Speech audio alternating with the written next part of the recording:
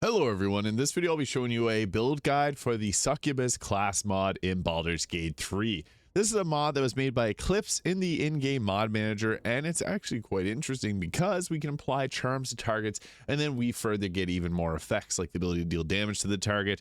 So this is about seducing and charming your enemies. So at level 1 you get the Lustful Frenzy. So this transforms you into your demonic succubus form, gaining flight +2 to armor class, and you deal bonus damage equal to your lustful stacks. You need at least 5 lustful stacks to cast. That's a permanent transformation. I'll show off all of that in the combat section. Now, for our ability scores, 16 dexterity works great here with 14 constitution, 10 intelligence and wisdom, and 16 charisma for our spell casting. And I'll be going over gear as well as combat in this video, so you can stay tuned for that. But I'll go through the first leveling here now. So at level 2, we get ourselves the Allure, which charms the target and prevents him from attacking you. You gain advantage on charisma checks and dialogue.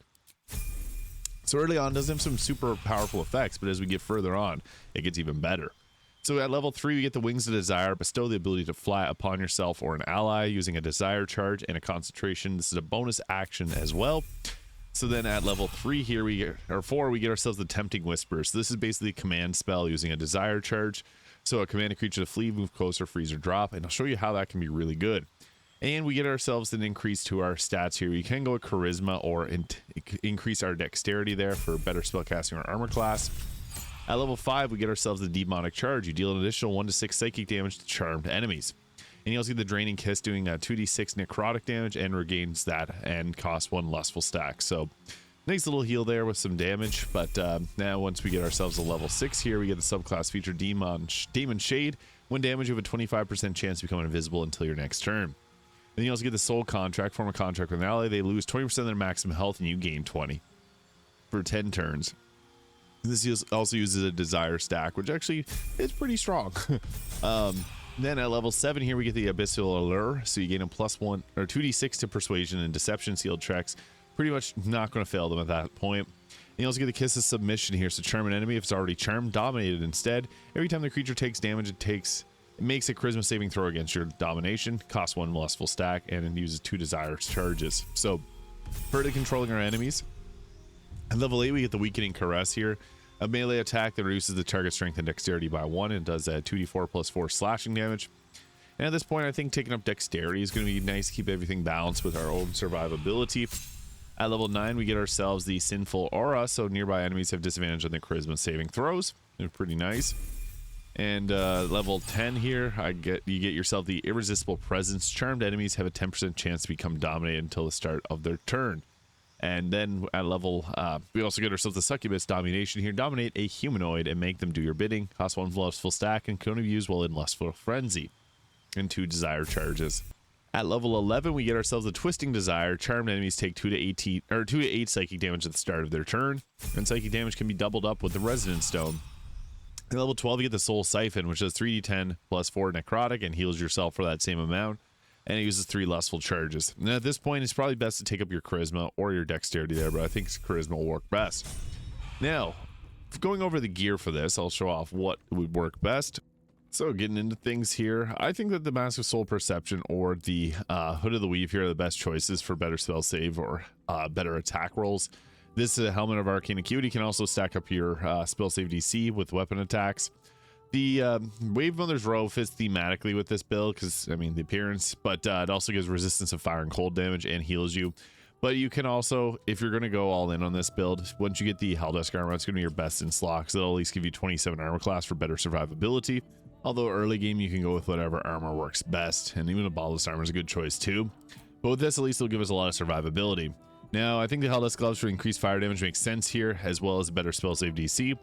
And Evasive Shoes, Ring of Protection, and Killer Sweetheart, and also the Amulet of Greater Health, just for the best survivability. This is not super strong of a build, but I think the Infernal Rapier works best here, because this gives us increased spell save DC, and we use our spellcasting modifier, and we get the Planar Ally Cambion. So, you do have to have the proficiency in this weapon to be able to use the weapon abilities, but you will use your spellcasting modifier. So even if you don't have this, you'll still use your stats for it, which can make it a little bit better. But the Planar Ally Cambion is really what we want it for, because with this, it gives us someone else that can charm enemies for us. So it fits thematically. And yeah, once we get into combat, we get that Hellfire Embrace to it. I didn't cover that, but We want to be able to get our transformation off if possible. So this requires us to get up 5 less full stacks. So getting into combat and getting things going that way, we'll build that up. So in combat, to get things started here, we can just start with like the Hellfire Embrace here, doing fire and psychic damage. And it also can be, you can crit with it, which almost took them out. So yeah, getting into the fight here, we do have a lot of crowd control options, which does help. But this here is decent fire damage. We can fly around, we can charm targets. Now, really, some of our best options for damage is actually like using Illithid abilities, like Mind Blast can be really effective here, because this will at least give us something that will hit in a large area of effect.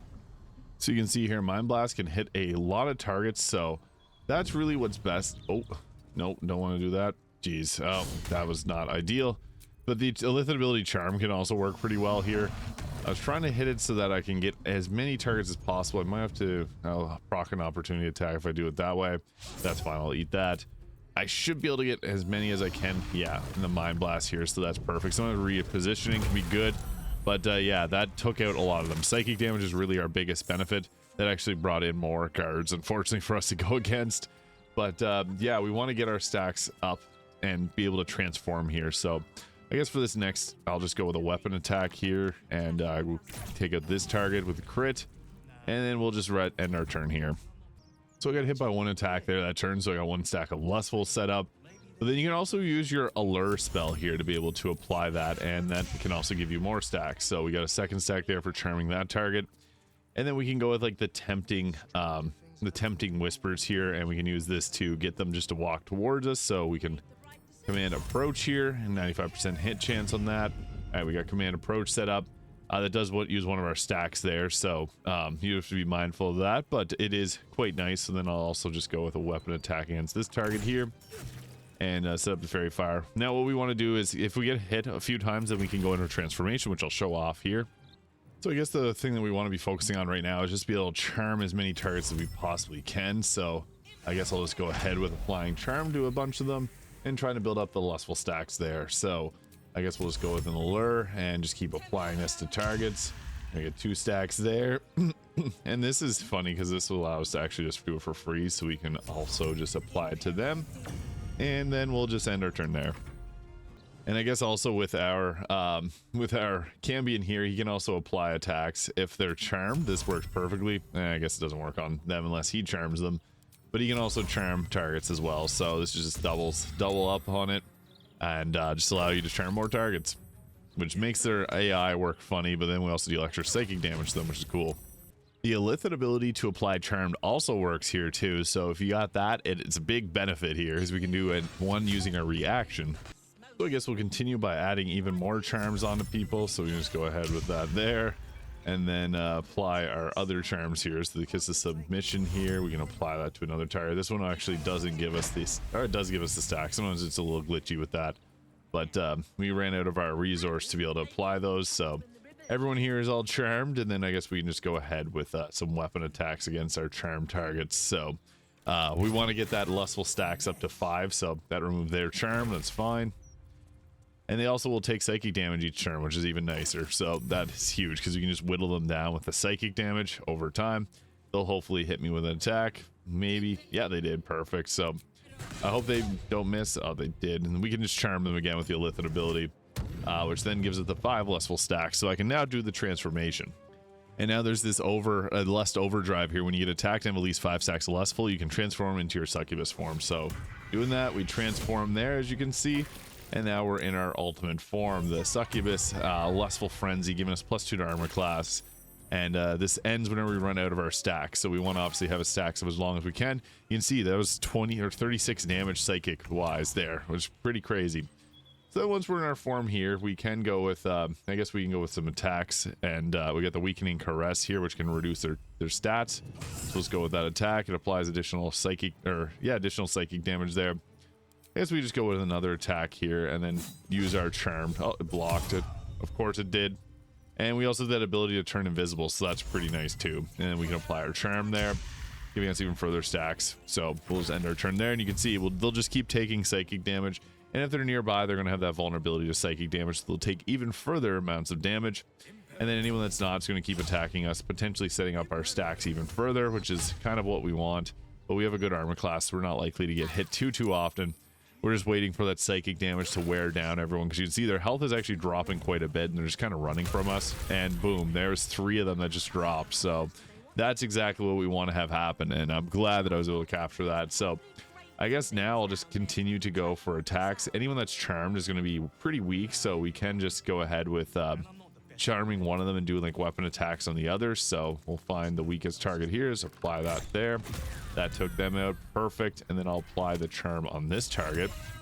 So now they are charmed, and I think everyone in this area is charmed, so that's fine. And I guess we could follow it up with a Hellfire Embrace to maybe take them out. Yeah, that worked perfectly. Ton of psychic damage there. We'll end our turn, let them run around, not attack us. Our Cambion went down, but yeah, you can see the psychic damage will just continually take out enemies one by one, and then we can use the Hellfire Embrace there to just finish them off. So there is the Succubus class mod in Baldur's Gate 3. Let me know your thoughts in the comments. This cool transformation mod made by Eclipse here. So yeah, you got this very nice ability to transform into this. So yeah, let me know your thoughts in the comments. Hit the subscribe button below if you haven't already, and I'll see you all in the next video.